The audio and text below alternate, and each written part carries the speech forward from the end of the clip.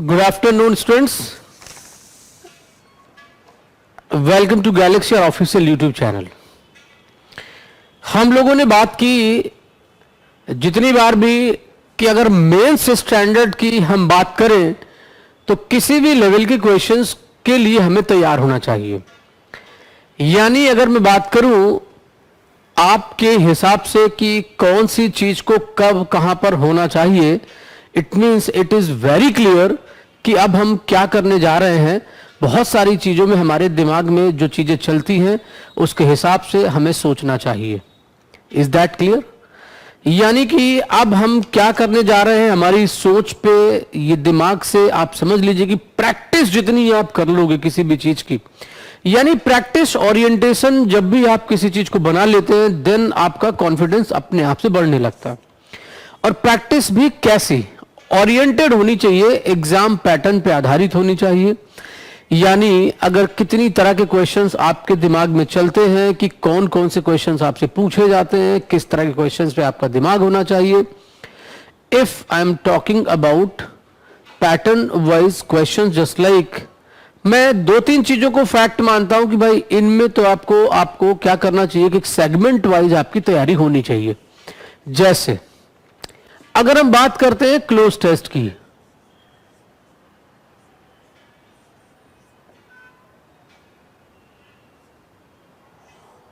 अब cloze test को करने के लिए अगर हमारे दिमाग में क्लोज टेस्ट चलता है तो मैं क्लोज टेस्ट के सेगमेंट को मैं किस तरीके से वेरीफाई करूं कि मेरा क्लोज टेस्ट बहुत अच्छा हो जाए. सबसे पहला काम क्या करना है, क्लोज टेस्ट को कितने तरीके से करना चाहिए, कौन कौन सी चीजों को ध्यान में रखना चाहिए, यह चीज समझ लेते हैं हम.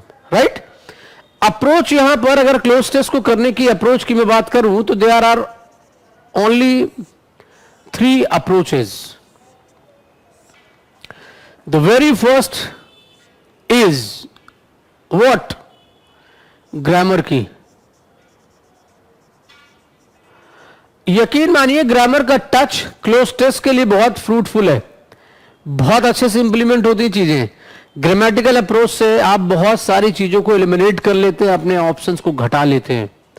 ग्रामर के साथ साथ अगर मैं यहां पे दूसरा अप्रोच लेके आता हूं वो है मेरी तरफ से लॉजिकल. यानी अगर लॉजिकल, जिस तरीके से लॉजिकल रीजनिंग आप पढ़ते होंगे वहां पे रीजनिंग में लॉजिक लगाने पड़ते हैं, वैसे ही कुछ लॉजिक लगाते हुए अपने ऑप्शंस को एलिमिनेट करने की क्षमता को इंप्रूव करिए. And then after vocab oriented यानी वोकैब बेस्ड. ये 3 तरह की अप्रोच आपके लिए बहुत ही फ्रूटफुल होने जा रही है, क्योंकि क्लोज टेस्ट को करना है तो इन 3 चीजों को बहुत अच्छे से समझना होगा.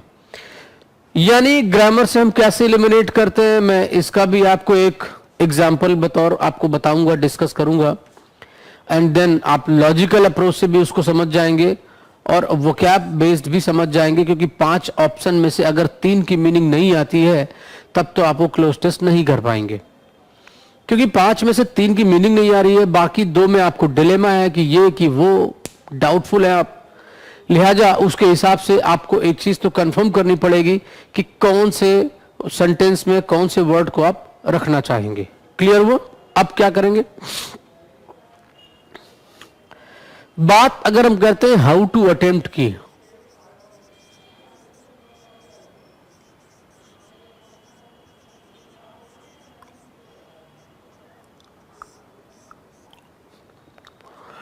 हाउ टू अटेम्प्ट में सबसे पहला रीड द होल पैसेज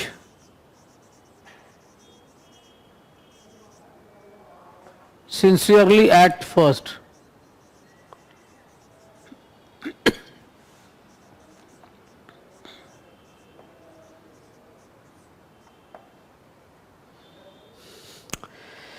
यानी अगर मैं कहूं कि मुझे क्या करना है, read the whole passage sincerely at first. मैंने अगर पूरे पैराग्राफ को सिंसियरली पढ़ लिया है, मुझे उसके पॉइंट्स पता हैं, and I know what is the basic point, what is the basic theme, then I can understand what is running in the whole closed test.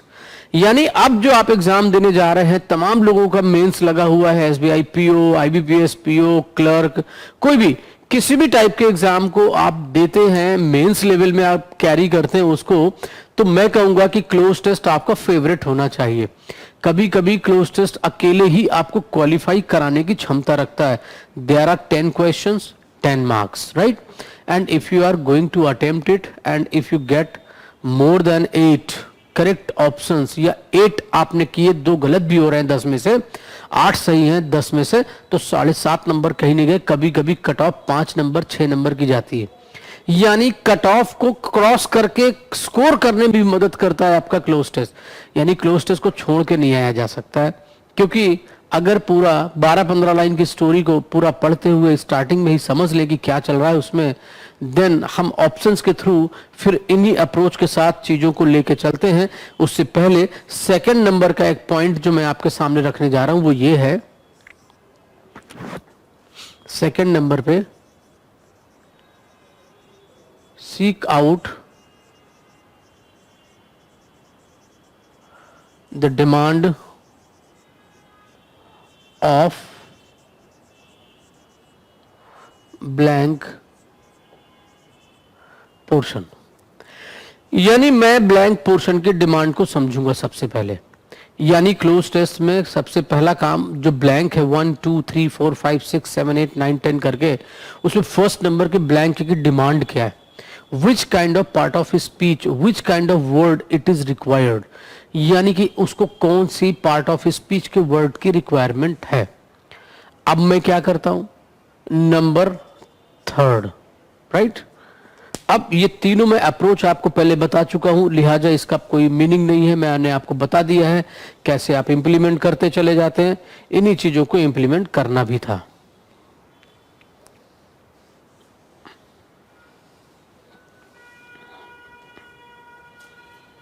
अब देखो, पे अटेंशन,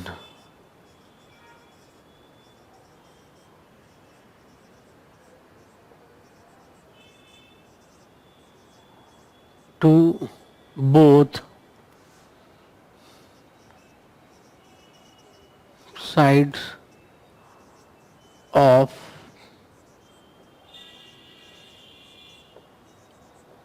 blank portion।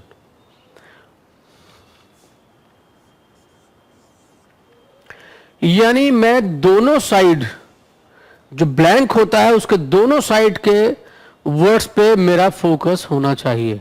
कहां कहां पर? दोनों साइड में। दोनों साइड के कहने का मतलब मेरा यह है कि read the whole passage sincerely at first, मैंने पढ़ लिया है, पढ़ने के बाद मैंने डिमांड भी समझ ली है ब्लैंक पोर्शन की। देन आफ्टर मुझे दोनों साइड के वर्ड्स में जो ब्लैंक होता है उसके साइड के दोनों वर्ड्स पे मेरा फोकस बहुत अच्छे से होना चाहिए। एंड देन फिर मैं क्या करूंगा, गो थ्रू द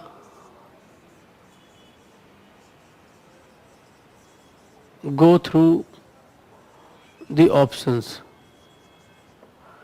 चौथे में गो थ्रू दी ऑप्शंस, में ऑप्शंस के थ्रू जा करके और उसमें follow rejection, right? Follow rejection.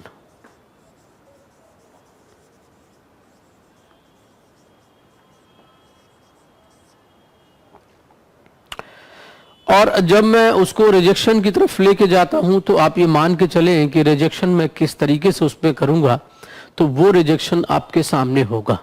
Clear हो रहा है? यानी मैं ऑप्शंस में 5 में से सबका मीनिंग निकालूं, मैं go through the options. Options में मैं जा रहा हूं, ऑप्शन में मुझे ऑप्शन में कम से कम 5 में से 3 की मीनिंग आनी चाहिए, और जिन 2 की नहीं आ रही है मैं एक बार अवॉइड भी कर लूं, या 3 की आ गई है उनमें से कोई ऑप्शन उसमें चूज करके नहीं सेट कर पा रहा हूं मैं, तो उन 2 में से कोई एक होगा, तो मैं 60-40 का रेशियो लेते हुए मैं रिस्क ले सकता हूं। अच्छा, एक चीज और होती है, if you are just going to fill wrong option, it means it is going to divert the whole story after that. So be careful to choose the best choice, the best option and the most appropriate word that should be filled in that blank. और अगर आप उस blank पे उस trusted word को नहीं भरते, then आप क्या करेंगे, स्पॉइल हो सकती स्टोरी, क्योंकि स्टोरी आप डाइवर्ट कर दे रहे हैं। और स्टोरी डाइवर्ट हो गई तब तो फिर गड़बड़ हो गया। तो ये चीज आपको नहीं करनी। क्लियर हो रहा है? शो अब देखो, ये ऑप्शन करने के बाद अगर 10 नंबर की चीज आती है, 10 मार्क्स में आपसे पूछा जाता है और इसको 5 to 6 मिनट में कर लिया जाए तो बहुत ही अच्छी बात है। यानी क्लोज टेस्ट को अपना आप बहुत ही अच्छा फेवरेट टॉपिक बना सकते हैं। तो ये तो बात हुई क्लोज टेस्ट को 10 नंबर का क्लोज टेस्ट कैसे करें।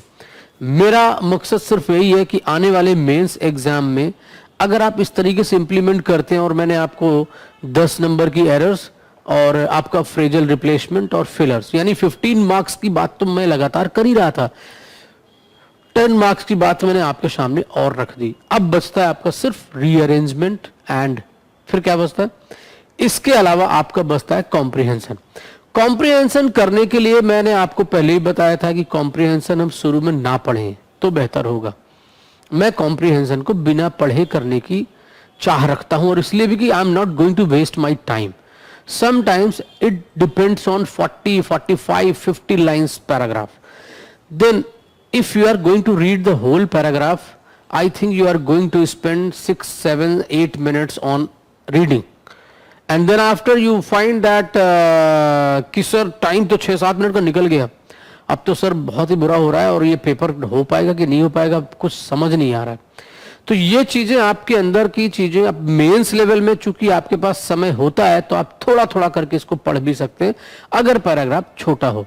if it permits you to read, actually you have time, you have a lot of time, so मुझे लग रहा है कि you can just adjust your error portion and fill in the blanks and 10 minutes 15 questions, and then after you can just make your time free for close test as well as comprehension. So comprehension must be updated, and it is also the part of your interest, and you must go through the questions sometimes. When you are just going through the question, it means through the question you must try to understand its answer in the starting of the paragraph. Paragraph की starting के कुछ lines में, कुछ की lines में आपको जब उसको मैच कराते हैं फिर ऑप्शन में फिर चले जाते हैं, then you come to know कि अब आपका आंसर सही हो रहा है। क्लियर हो रहा ना आपको ये चीज? तो अब आपको कंफर्म करना है, चीजों को सही करने के हिसाब से लेना है, तो फिर आपके लिए वो चीज सही है। तो क्लोज टेस्ट की बात हो गई, कॉम्प्रिहेंशन की बात भी मैंने कर लिया आपसे, है ना।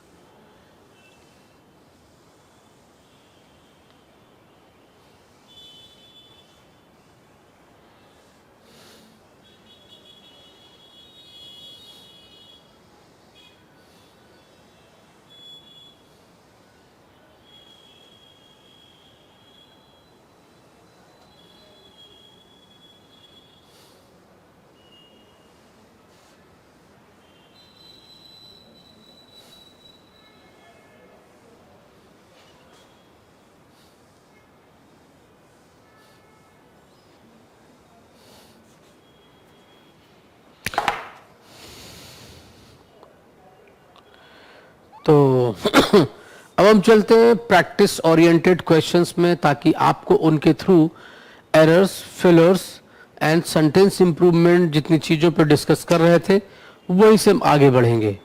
So please next question, question number 9।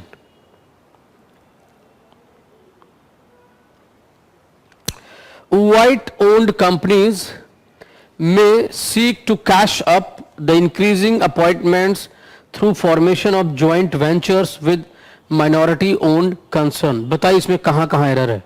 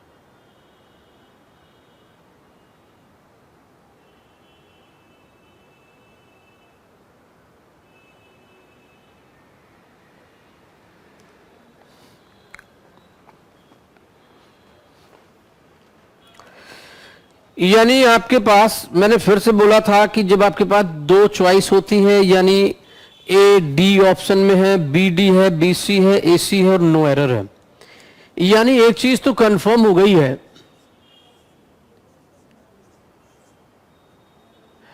कि अगर आपके पास चॉइस में सिंगल एक तरफ की भी एरर आपको फाइंड आउट आप कर लेते हो, देन आफ्टर आई थिंक कि आपके लिए बहुत ही आसान हो जाएगा कि आप कौन सी चीज को पहले आप लेके चलते हैं, राइट। तो व्हाइट ओन्ड, आपके पास क्वेश्चन है व्हाइट ओन्ड, राइट।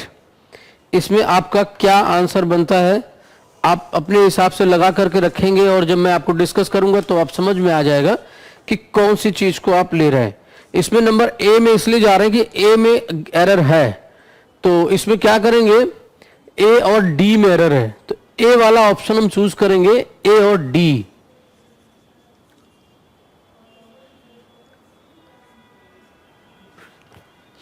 ए और डी।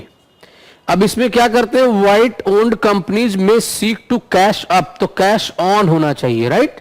कैश ऑन यानी अप की जगह पे ऑन, और डी वाले पोर्शन में जहां पे एरर है वहां पर एरर है कंसर्न्स, क्योंकि विद माइनॉरिटी ओन्ड कंसर्न्स, क्योंकि वेंचर्स ज्वाइंट वेंचर्स है, तो हम इसको प्लूरल में लेके जाएंगे, ये चीज। तो अगर मैं ए से निकालता कि ए में एरर है, तो ए में एरर थी ए और डी में, राइट। मेरे पास ऑप्शन था ए और डी का चूंकि सी में कोई एरर नहीं है, लिहाजा डी ऑप्शन मैंने रिजेक्ट किया और ए ऑप्शन को मैंने चूज किया। Question number 10,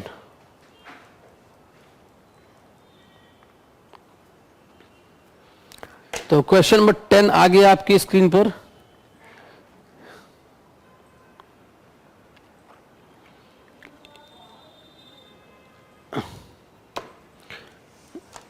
You would continue to receive dividends for the stock in your names, so there will be sufficient funds for you all to move on. ये sentence है आपका, बताइए।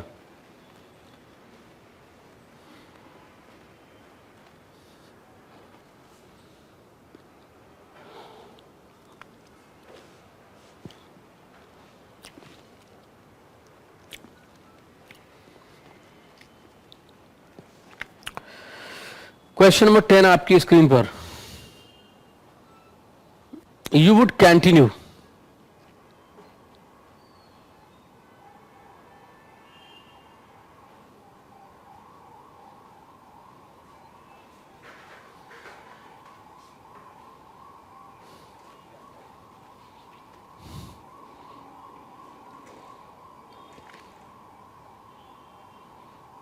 क्या करेंगे इसको बताइए।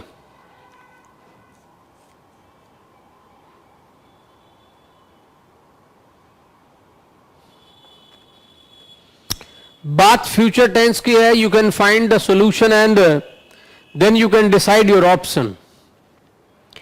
सो please be active and confident about finding errors. when you are going to decide, you can find that what kind of sense is given up by the statement. मैं हमेशा बोलता हूं कि सबसे पहला काम टेंस और सेंस को समझना है। क्या क्या? पहला टेंस और दूसरा सेंस।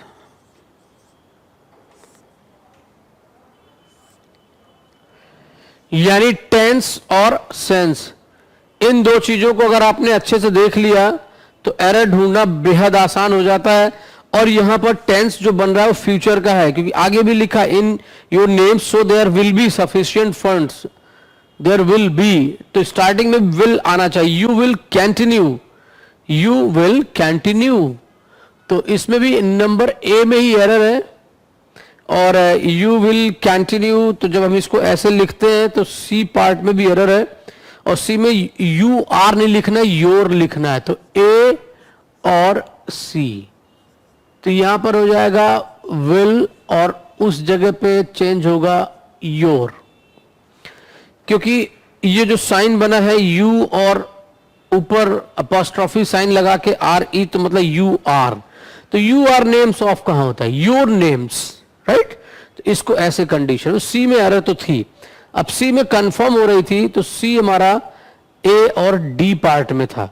अब चूंकि डी में कोई एरर नहीं है, sufficient funds for you all to move on, वहां कोई एरर नहीं थी, लिहाजा सी एक जगह पे और था, वो भी स्टार्टिंग में था, पार्ट ए में था, that's why we find that error.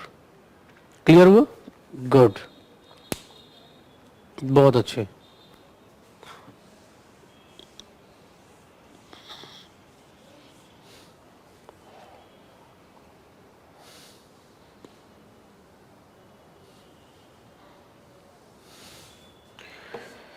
Question number 11,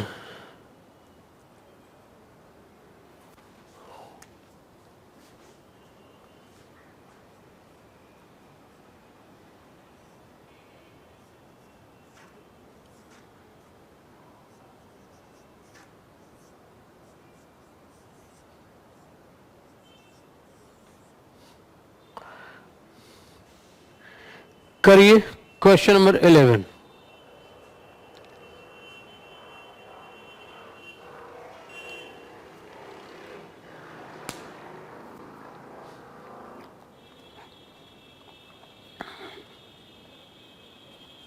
Her dazzling achievements as a general have obscured his much sober qualities as a ruler, and even the sound strategy with which he aimed to be master of the narrow seas।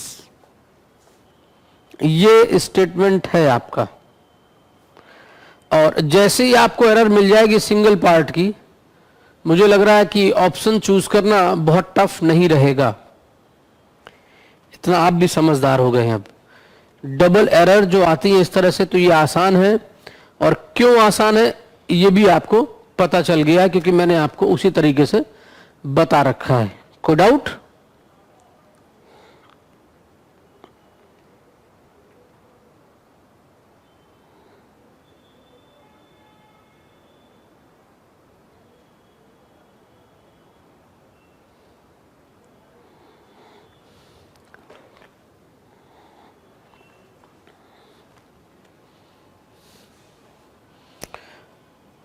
तो her dazzling achievements as a general have, अब देखो यहां पर dazzling achievements, achievements के हिसाब से have आया है, ठीक है, have ठीक है भाई, हम चलो मानते हैं ये सही है। आगे बढ़ के लिखा है obscured his much sober, तो his किसके लिए आया हुआ है? You have to just understand, you try to understand why his is used here, why his किसके लिए आया है। तो अब आप समझ गए होंगे कि हिज किसके लिए आया है, बाद में नीचे ही लिखा हुआ है, दो बार उसको मैस्कुलिन जेंडर में आपके सामने शो किया गया है। तो स्टार्टिंग में हर डैजलिंग अचीवमेंट्स कैसे आ सकता है, हिज डैजलिंग अचीवमेंट्स होना चाहिए। तो ए पार्ट में जरूर एरर है, तो ए वाला पार्ट दो जगह पर है, ए और बी है, ए और सी है। तो हर dazzling achievements as a general have obscured, ये कैसे होना चाहिए, have obscured his much sober qualities as a ruler, right? तो इसमें क्या करेंगे, आगे देखो जो कंपैरेबल कंडीशन में लिखा हुआ है, तो have observed his much sober की बजाय होना चाहिए more sober क्वालिटीज। भाई मोर आप इसलिए लगा रहे हो कि आप उसमें कुछ ना कुछ आपके उसमें आप उसको डिफरेंशिएट करने के हिसाब से कंपैरेटिव डिग्री का यूज मोर फेमस है ना, मोर ऑब्जर्विंग, तो आप उसके इससे एक स्टेप आगे लेके आ रहे हैं ना आप अचीवमेंट्स की तरह। तो इसमें ए पार्ट में ही एरर होगी, ए और बी। ऐसे तो ये आपको समझना होगा।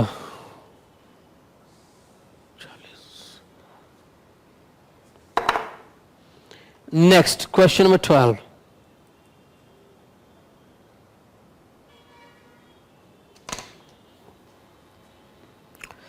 I have been looking. अब देखो ये सिंगल में है कि फर्स्ट में एरर है, सेकंड में है, थर्ड में है, फोर्थ में है, किस में एरर है?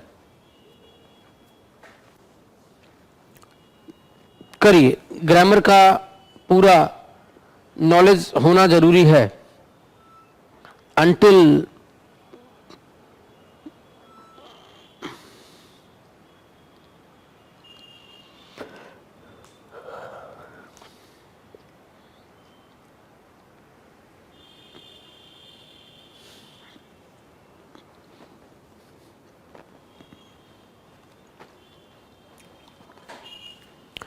I have been looking for my keys for an hour now, but failed in finding them so far.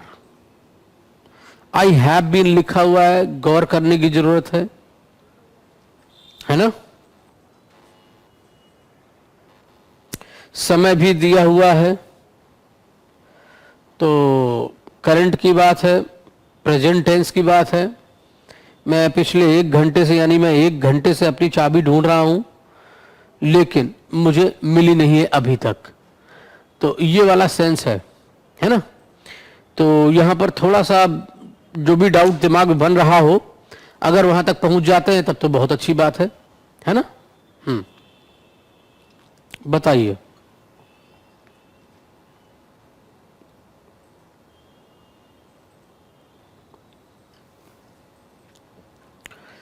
I have been looking for my keys for an hour now, but I failed in finding them so far. यहां भी वही बात है, tense और sense. Tense present है of course, और present का perfect continuous show हो रहा है.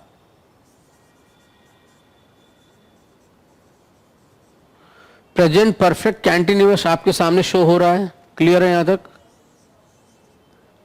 ठीक है ना?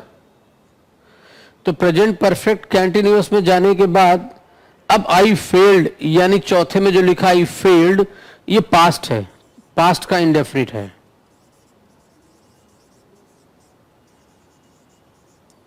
जो कि गलत है, तो इसको प्रेजेंट के परफेक्ट में लेके जाएंगे.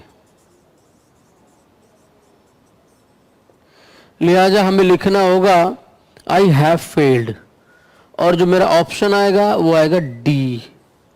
डी यानी 4th नंबर पे आएगा, और मुझे इसको सुधारना होगा. D option.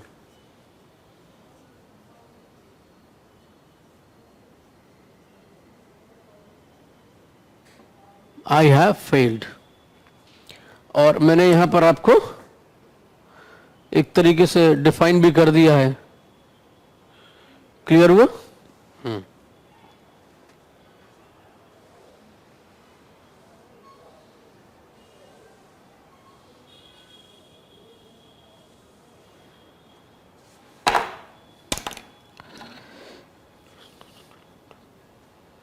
Question number 13.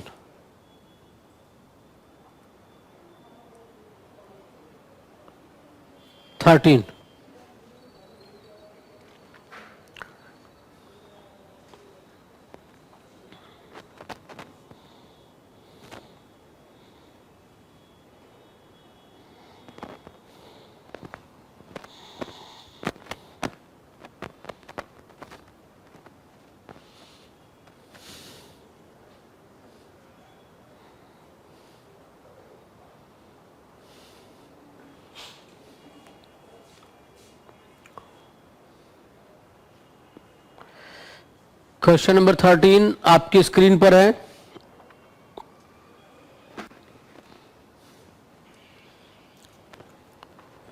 As much I admire him for his talent and endeavor to achieve success, I cannot forgive him for being so rude to the not so well to do ones.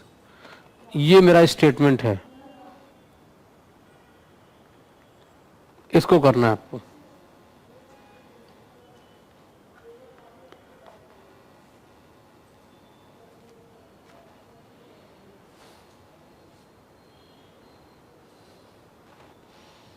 As much I admire him for his talent.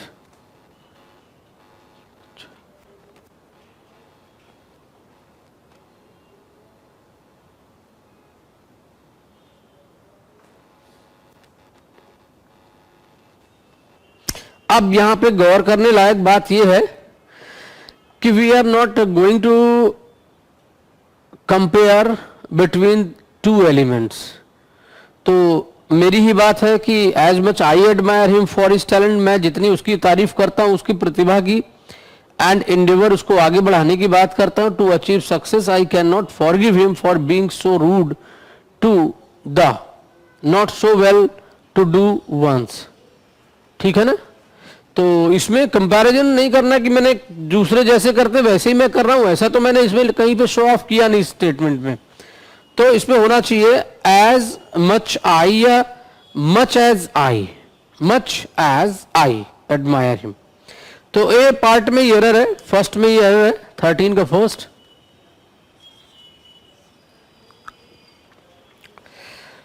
यही error है।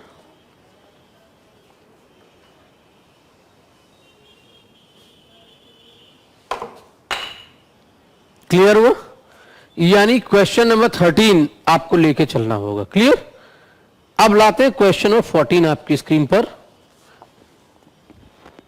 Question number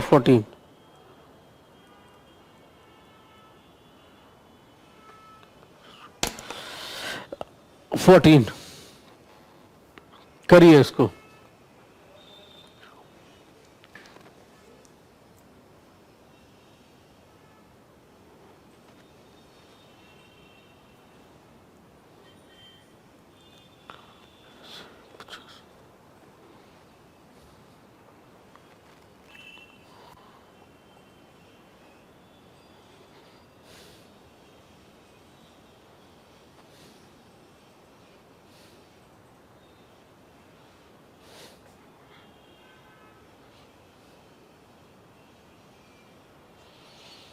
I have never done such kind of a job, so I am in a disadvantages when it comes to selling these products in the streets. बहुत ही छोटे छोटे statement हैं but complicated है थोड़ा। अब single error ढूंढ रहे हैं आप, डबल एरर निकाल रहे हैं, यानी आसान था जो मैंने आपको पहले बोला था, क्योंकि उसमें से किसी एक में एरर मिल गई तो हमें एक आइडिया मिल जाता था कि हम उससे दूसरे वाले को एलिमिनेट कर लेते हैं, क्योंकि हमारे पास ऑप्शन का कॉम्बिनेशन होता है। मान लेते ए और सी लिखा है, तुम ए और सी में देखते थे, अब ए में एरर मिल गई और सी कॉम्बिनेशन नहीं मिल रहा है, तो ए के साथ दूसरा जो भी ऑप्शन है वो मेरा आंसर है। यानी उन्हें करना बेहद आसान था। आप पूरे तरीके से समझ रहे होंगे कि किस चीज की बात मैं कर रहा हूं, वो कैसे एंगल से बनती है और किस तरीके से आपके लिए वो फ्रूटफुल है। Is it clear? यस। अब देखो, आई have never done such kind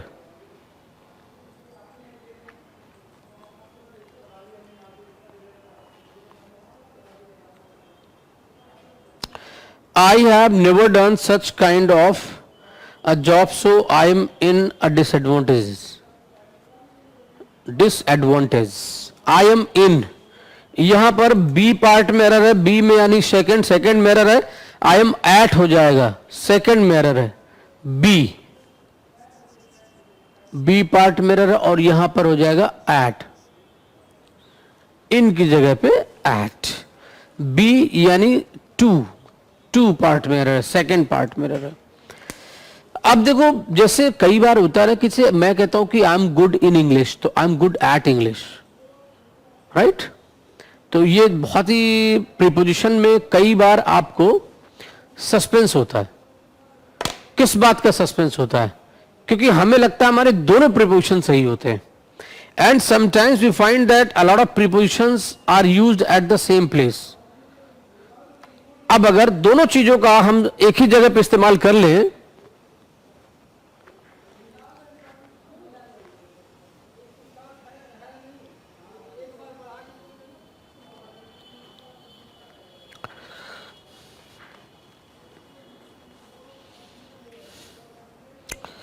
यानी I have never done such kind of a job so I am in a disadvantage की बजाय हो जाएगा I am at a disadvantage eight.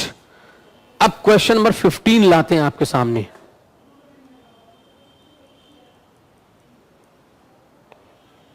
ये आ गया और इस पे तो मैं बहुत ही अच्छी चीज आपको बता दूंगा, इसमें कोई डाउट ही नहीं रहेगा। आगे सेंटेंस बहुत ही छोटा है, पढ़ते जाओ अपने आप समझ में आ जाएगा। And according to sense you can change that word particular. Hint कर रहा हूं मैं, just accordance with the sense you have to use such kind of words. Please go through it.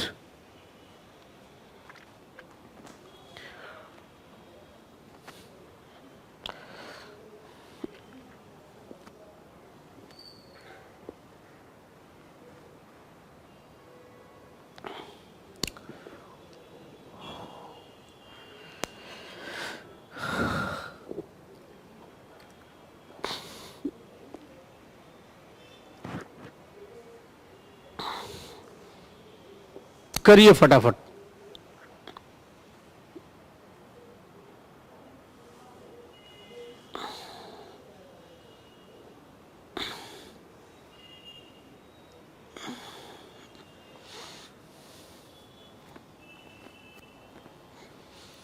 When she parted with her sister, she had tears in her eyes. बहुत ही simplified nature है, बहुत ही simple question है।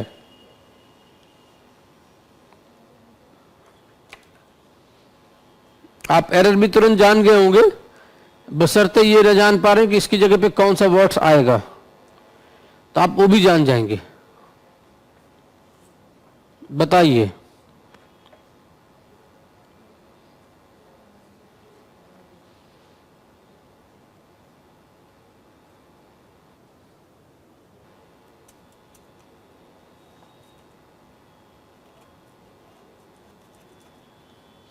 आप देखो when she parted, parted का मतलब क्या होता है? parted, departed, है ना?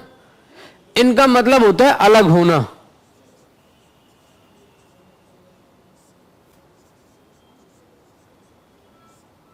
क्या होता है इसका मतलब?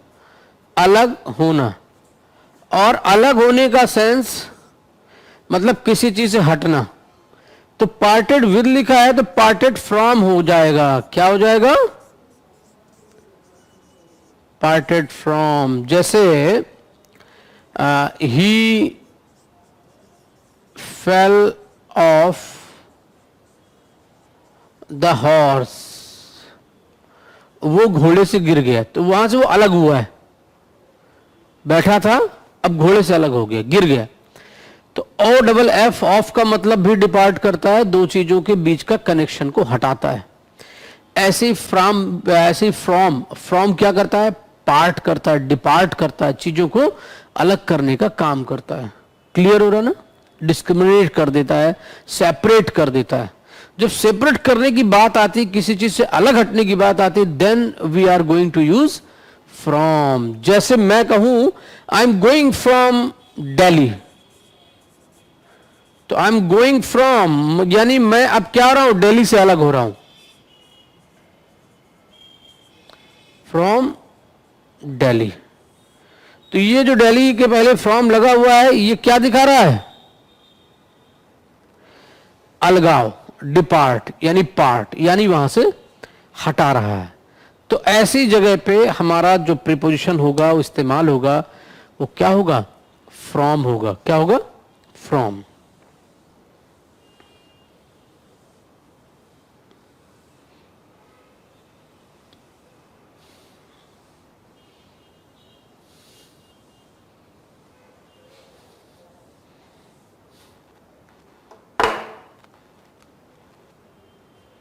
नंबर बी,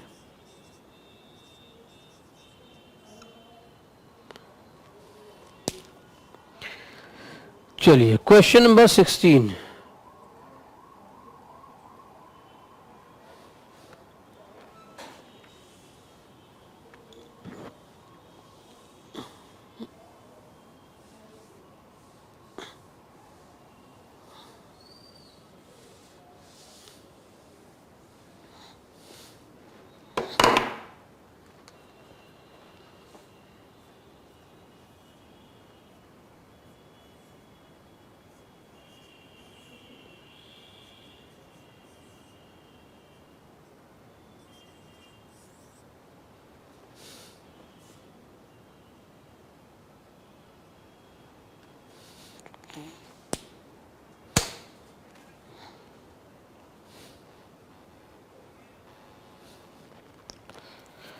आपके सामने क्वेश्चन है, she had to go on for a casting audition today. Star cast करना वो वाला कास्ट है, कास्ट करना है ना, ऑडिशन टुडे।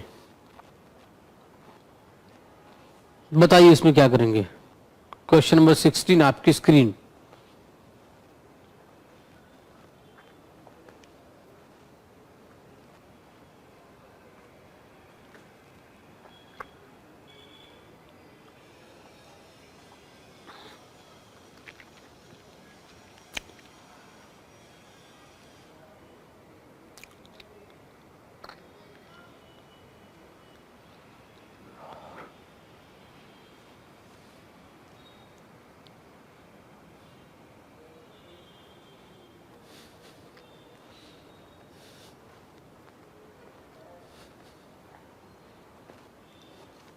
बोलिए आंसर।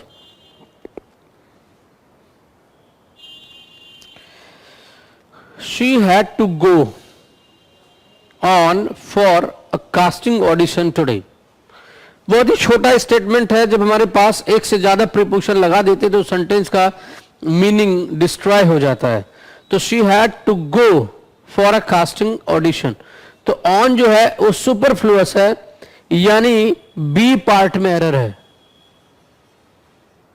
और रिमूव ऑन, ऑन हट जाएगा। She had to go for a casting. अब she had to go on for a casting, on for क्या होता है भाई, कोई मीनिंग नहीं निकल रहा है। तो जब आप उसको एक बार से ज्यादा पढ़ेंगे ऑटोमेटिक आपको वो चीज समझ में आ जाती है। क्लियर हुआ? चलिए next question number 17।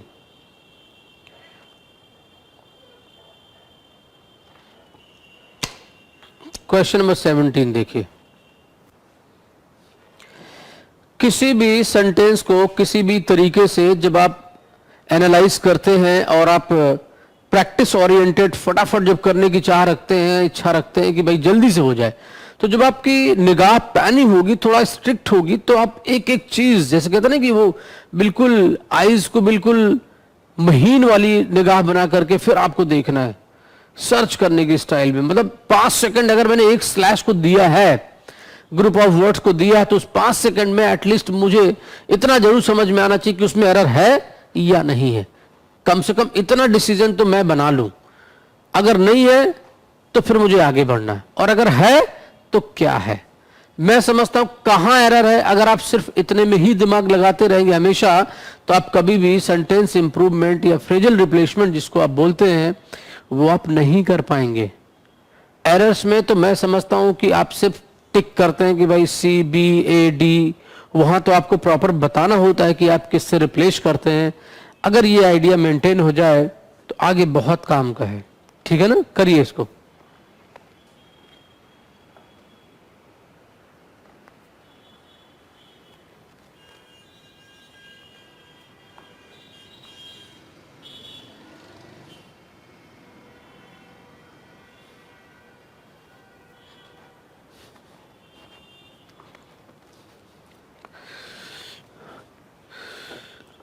No sooner I had finished the meal than I started feeling sick. इससे पहले कि मैं पूरा खाना अपना खत्म कर पाता, उससे पहले मुझे फील हुआ कि मैं बीमार महसूस कर रहा हूं अपने आप को। फीलिंग सिक, सिक मतलब बीमार। यानी कि अब इसमें एक रूल जो बनता है, अगर वो रूल पता है तो 1 सेकंड नहीं लगा होगा किसी को जानने में कि एरर कहां पर है। आई प्रॉमिस, बस रूल की गारंटी आप ले लें कि सर मुझे रूल्स पता है, चाहे वो हार्डली हैड लेना हो, है ना, hardly had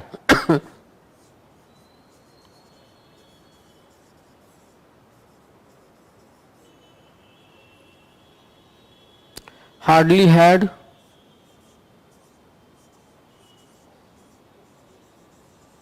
no sooner, hardly और स्कैर्सली। इसको हम हटा देते हैं अभी थोड़ी देर के लिए।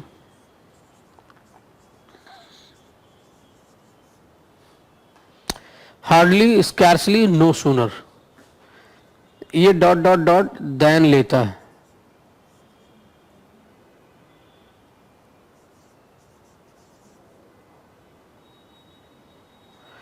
और ये लेता है बिफोर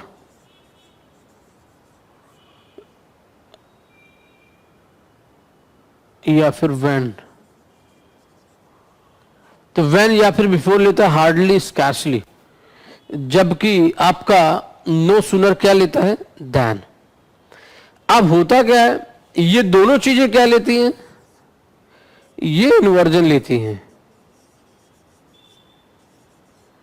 इन्वर्जन का मतलब होता है helping verb before subject, helping verb before subject.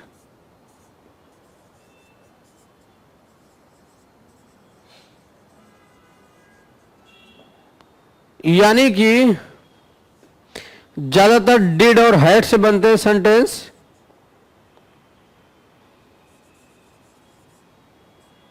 तो ये पहले आते हैं और सब्जेक्ट आपका बाद में आता है। तो पहले में ही एरर है, नो सूनर हैड आई, तो आई हैड नहीं होगा, हैड आई होगा। बी पार्ट में एरर है, be had I, not I had. तो ये चीज समझ गए आप। नो सूनर देन लेता है, हार्डली और स्कैर्सली अपने साथ व्हेन या बिफोर को कैरी करता है। दोनों का मीनिंग लगभग एक जैसा होता है, बहुत मुश्किल से या इससे पहले कि ऐसा ना होता तो ये हो गया होता। इस टाइप के सेंस दो घटनाओं को जोड़ करके दिखाने की बात की जाती है, और दोनों ही सूरत में आप देखेंगे कि इन्वर्जन का इस्तेमाल होता है, यानी ये हेल्पिंग वर्ब पहले लेते हैं और सब्जेक्ट को बाद में लेते हैं। डू, डज, डिड से बन सकते हैं, हैड से बन सकते हैं। हैड से बनते हैं तो वर्ब की थर्ड फॉर्म लेते हैं, जैसा कि यहां पर लिखा हुआ है, no sooner had I finish the meal, finished, third form. और अगर ये डिड से बना होता तो हम इसको फिनिश यानी फर्स्ट फॉर्म लेते, हमारी कोई दिक्कत यहां पर ना होती। मैंने ये पूरा आपको समझाया था, समझ में आ भी गया होगा। इससे रिलेटेड बहुत एरर आती है, सेंटेंसेस में बहुत पूछा जाता है आपसे, ठीक है।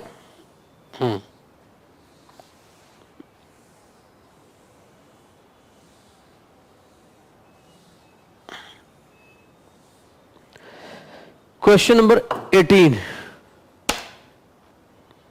करिए।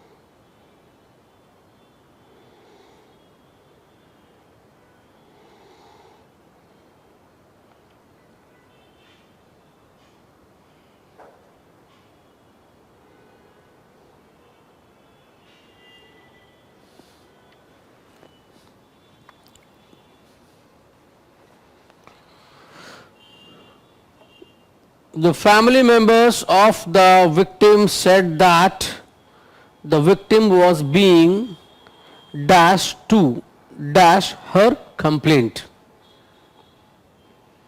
ये आपको करना है. The family members, बताइए.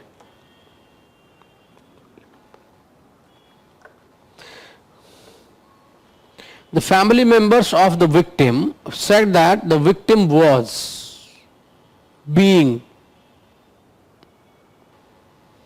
अब आप समझ सकते हैं विक्टिम की बात हुई है और कंप्लेंट के खिलाफ कुछ कहा गया है, तो मेंटेन हर कंप्लेंट ये तो सही नहीं है, प्रिपेयर हर कंप्लेंट ये भी सही नहीं लग रहा है, लोकेट हर कंप्लेंट. हम एक साइड के वर्ड में जब भी हम फ्रेजल रिप्लेसमेंट करते हैं या किसी को फिल इन द ब्लैंक्स में करते हैं तो हम किसी एक तरफ के वर्ड को भर करके दूसरे साइड वाले को देख सकते हैं. यानी हमें एक चीज तो कंफर्म है कि विक्टिम है तो जिसने अपराध सहा होता है, अभियुक्त है ना. और the family members of the victim said, जो उसके विक्टिम के जो घर वाले थे, परिवार वाले थे, उन्होंने बोला, क्या बोला कि द विक्टिम वाज बीइंग. अब बीइंग थ्रेटेंड, उसको डराया गया, और विड्रॉ हर कंप्लेंट, कि अपनी आप जो आपने जो शिकायत दर्ज की है उसको वापस ले लीजिए. उसको डराया धमकाया गया. तो ये विक्टिम है, जो अभियुक्त है, जो कि फीमेल है, उसको ऐसा अक्सर हो भी सकता है, होता भी है, मोस्ट प्रोबेबली ऐसा देखने को मिलता है, पुलिस स्टेशन में देखने को मिलता है, कई जगह पे मिलता है कि पहले तो यही धमकी मिल जाती है कि भाई आपको वापस ले, लेकिन कुछ उसमें से ऐसे होते कि नहीं हम कानून का साथ देंगे, हम आगे बढ़ेंगे, तो वो लोग निडर होकर के चीजों को आगे बढ़ाते. तो उसी टाइप का एक सेंटेंस है. तो यहाँ पे 18 का E will be the correct choice.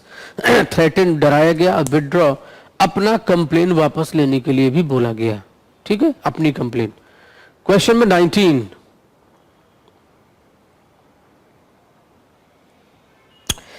अभी आपने डबल फिलर्स देखा था, तुरंत आपके पास आ गया एरर. आपने डबल एरर देखी, डबल फिलर्स देखा, सिंगल फिलर देखा, सेंटेंस इंप्रूवमेंट देखा, और ये तमाम मिसलिनियस जो शीट चल रही है वो इसी को मद्देनजर चल रही कि आप किसी का भी मेंस देंगे आपको तकलीफ नहीं होगी, दिक्कत नहीं होगी, कोई मेंस बहुत अच्छे से निकाल सकते हैं आप. The fact that makes the art gallery unique is that each one of the drawings are different and has different themes. ये सिस्टम आपके सामने रखा गया. The fact that makes the art gallery unique is that each one of the drawings are different and has different themes. Right? Yes.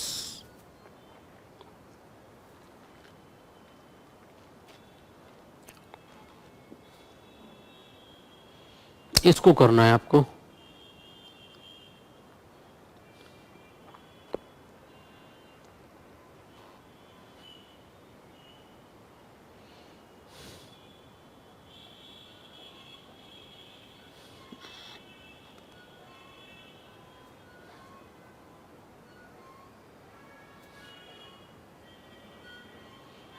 The fact that makes the art gallery unique is that each one of the drawings are different. अब आप समझ सकते हैं, थोड़ा सा आपको समझने की जरूरत थी, एंड जैसे ही आप उसमें समझ जाएंगे, मैंने आपको कई बार बोला हुआ है, सेम वही चीज यहां पे भी रिपीट हुई है. जल्दी से बताना, गौर करो. ऑफ, मैंने हमेशा बोला है जब ऑफ लग जाए, ऑफ के पहले जो सब्जेक्ट लगता है उसका नंबर डिसाइड करो, एंड उसी के हिसाब से, इस सब्जेक्ट के हिसाब से वहां पर वर्ब लगती है. अब वो चाहे सिंगुलर हो चाहे प्लूरल. तो अभी यहां पर आपने एक चीज देखी है, the fact that makes the art gallery unique is that each one of the drawings, each one मतलब सिंगल, एक, तो आर डिफरेंट नहीं होगा, इज डिफरेंट होगा. यानी सी ऑप्शन में एरर है, इज. क्लियर हुआ? गुड।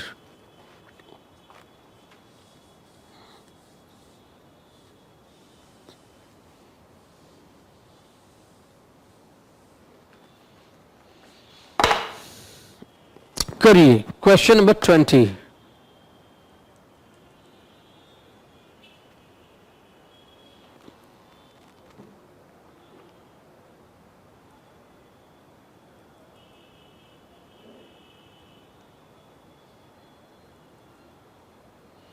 क्वेश्चन नंबर 20 करिए। इसमें डबल फिलर्स हैं फिर से, और एक फिलर भी अगर आप समझ गए कि कौन सा आएगा तो दूसरा उसी के हिसाब से आप एलिमिनेट भी कर सकते हैं।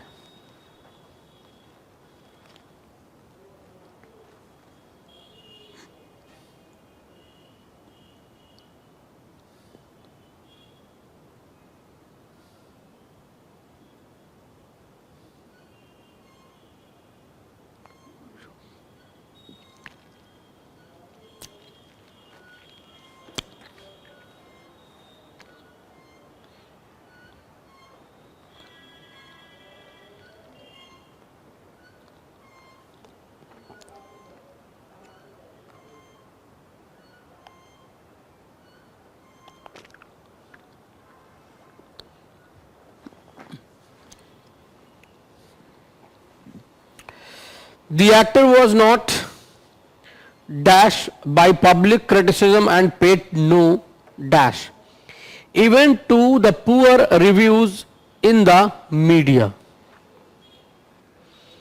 ये आपका स्टेटमेंट है 20।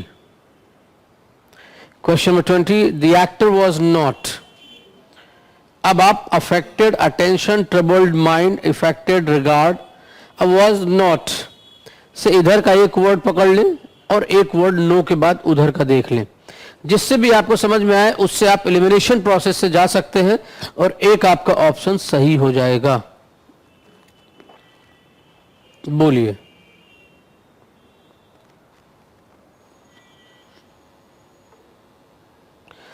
देखो, पे अटेंशन, पे माइंड, पे रिगार्ड, पे जस्टिफिकेशन, पे नोटिसेस, कौन सा वर्ड किसके साथ बहुत अच्छा लगता है आप ये भी समझ लो। और एक चीज ये भी दिखाया गया, क्रिटिसिज्म के खिलाफ एक्टर जो भी था, जो भी पब्लिक ने क्रिटिसिज्म किया एक्टर के लिए, उस पर उसने ध्यान नहीं दिया। Even to the poor reviews in the media, even media ने भी उसका बहुत ही पुअर, बहुत ही बेकार रिव्यू करा है। फिल्में निकलती हैं, एक्टर एक्ट्रेसेस उसमें काम करते हैं और वो रिपोर्टर्स रिव्यू करते हैं कि भाई पिक्चर बहुत खराब थी, वाहियात थी, एक्टर का रोल अच्छा नहीं था, उसमें बहुत ही बेकार रोल था, उसके लायक करने के लिए कुछ नहीं था। ये सब क्रिटिसिज्म की बातें होती हैं, वही क्रिटिसिज्म इसमें दिखाया गया इस स्टेटमेंट में। तो the actor was not affected by public criticism, troubled नहीं, इफेक्टेड, बॉदर्ड, शॉक्ड, ये तो होना नहीं था, ट्रबल्ड और अफेक्टेड होना था। ट्रबल्ड के बाद माइंड नहीं था, paid no mind, paid no attention, लिखा रहता ना पे अटेंशन। अब पे अटेंशन से अगर आप अटेंशन जोड़ लेते तो शायद अटेंशन सिर्फ एक जगह पर है और हमारा तुरंत आंसर बन जाता कि 20 का ए। और this is the answer, affected और attention was not affected by public criticism. Actor बिल्कुल भी प्रभावित नहीं हुआ, हालांकि पब्लिक ने बहुत ही गंदा बोला, क्रिटिसाइज किया, कुछ भी होता है, लेकिन उसने बुरा नहीं माना। इसके बाद दूसरा पॉइंट है कि उसने उस पर पुअर रिव्यूज पर ध्यान भी नहीं दिया, है ना। कई बार हमें ऐसे अवॉइड करना पड़ता है, नज़रअंदाज करना पड़ता है। क्यों? क्योंकि हम लाइफ में बहुत कुछ करना चाहते हैं, आगे बढ़ना चाहते हैं, लिहाजा हम उस चीज की सोच पे खरे न उतर के उससे दूर रहते हैं। चलिए अब लाते हैं question number 21।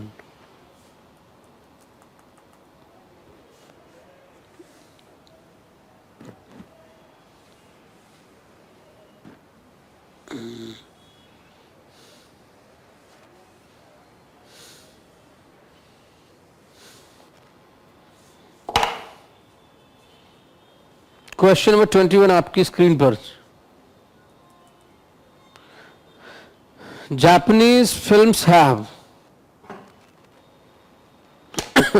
dash the highest levels of manufacturing dash in the world automobile industry। बताएं।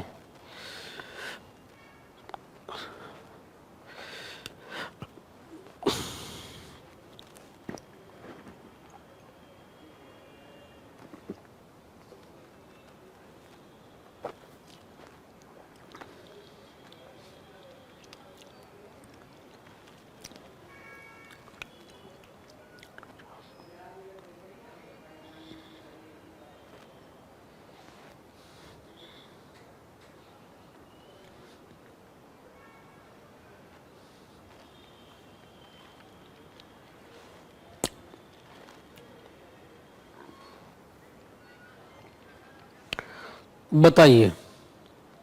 Japanese films have dash the highest levels of manufacturing dash in the world automobile industry.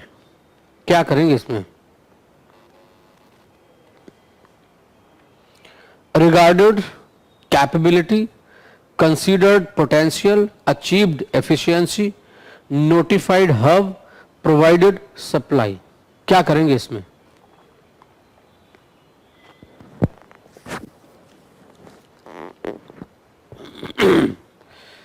क्या होना चाहिए?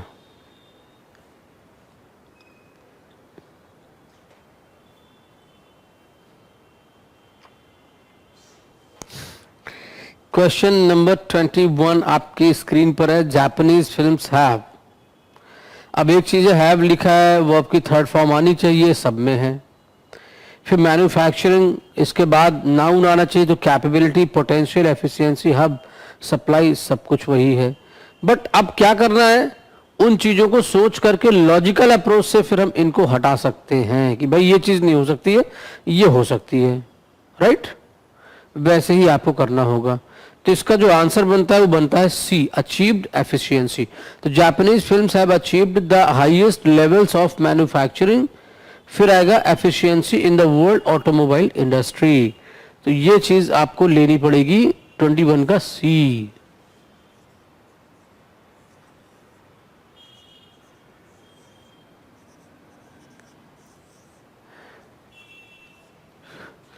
अब लाते हैं 22।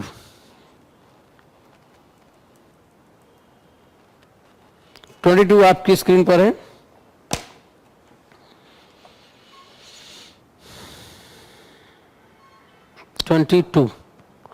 In dash of international matters, there is always an element of risk in dash one might do.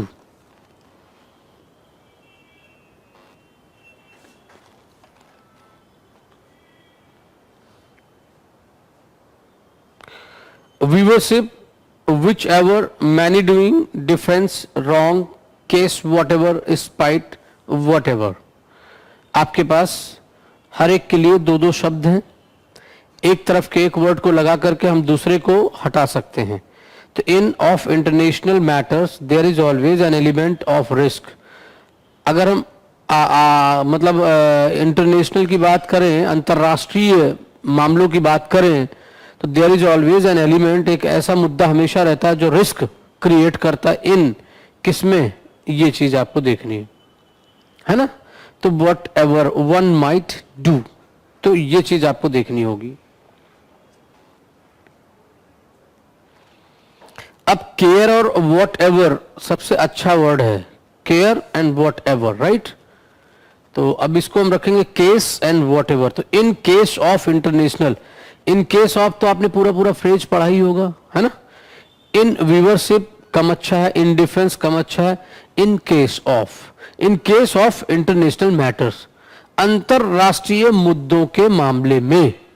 तो in case of तो बहुत अच्छा word है, तो ऑफ लाना ही था, केस लाना ही था। तो केस तो सिर्फ एक ही जगह पर है, 22 के डी में। तो D will be the right answer. यानी कभी कभी हमें अपने जो वर्ड, आप कभी फ्रेज को लेकर के या किसी चीज को लेके ग्रामर ओरिएंटेड सुनने में, बोलने में, कभी कुछ भी जो आप पढ़ लेते थे उसके अकॉर्डिंग अगर आप जाते हैं तो ये हमारा आंसर यहां से क्लियर अपने आप से बन जाता है। तो इन केस ऑफ, तो मैंने क्या किया, मैं एलिमिनेशन कर रहा हूं भाई। ये जैसे कहते हैं ना, इन case of, in addition of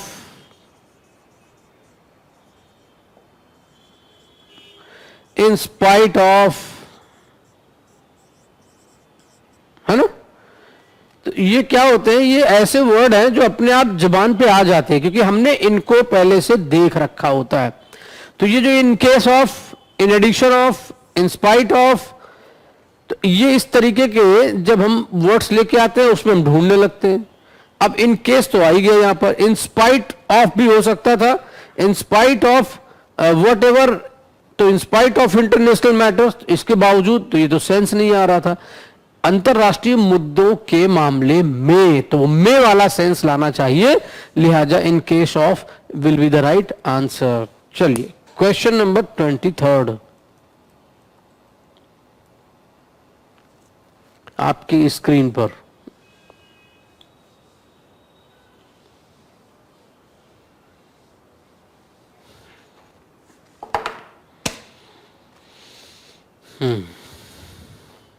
The dash of the chronic balance of payments deficit which has for dash the finance ministry under 3 prime ministers is very real।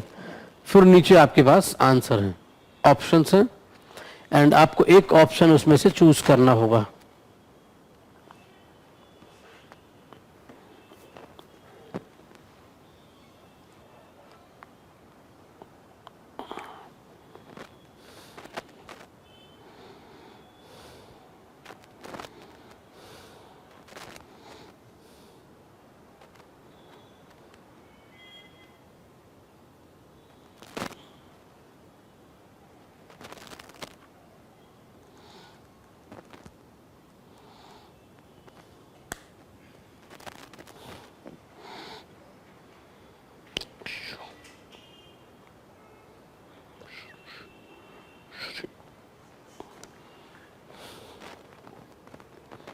बताइए।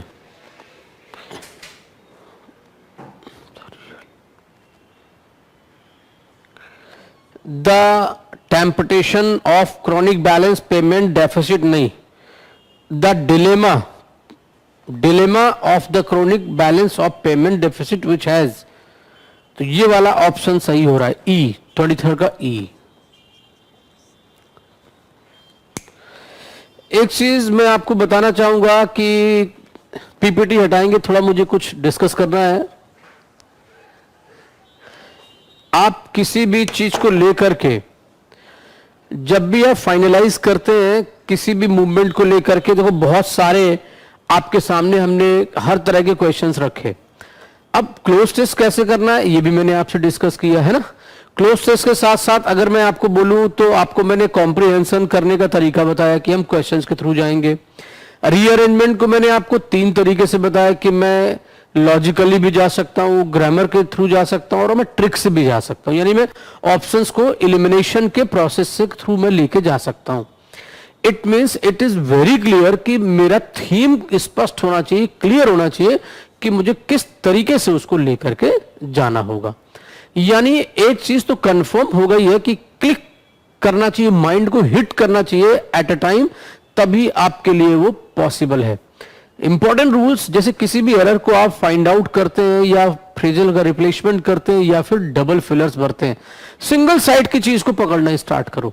सबसे पहले you must just forget that there are 2 blanks, just read the whole statement and find out its sense and then go through the options and just start eliminating।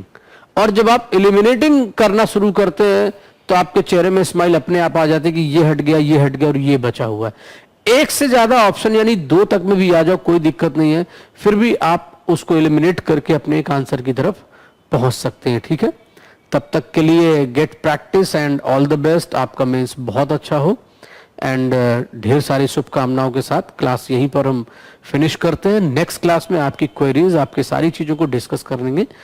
धन्यवाद, thank you.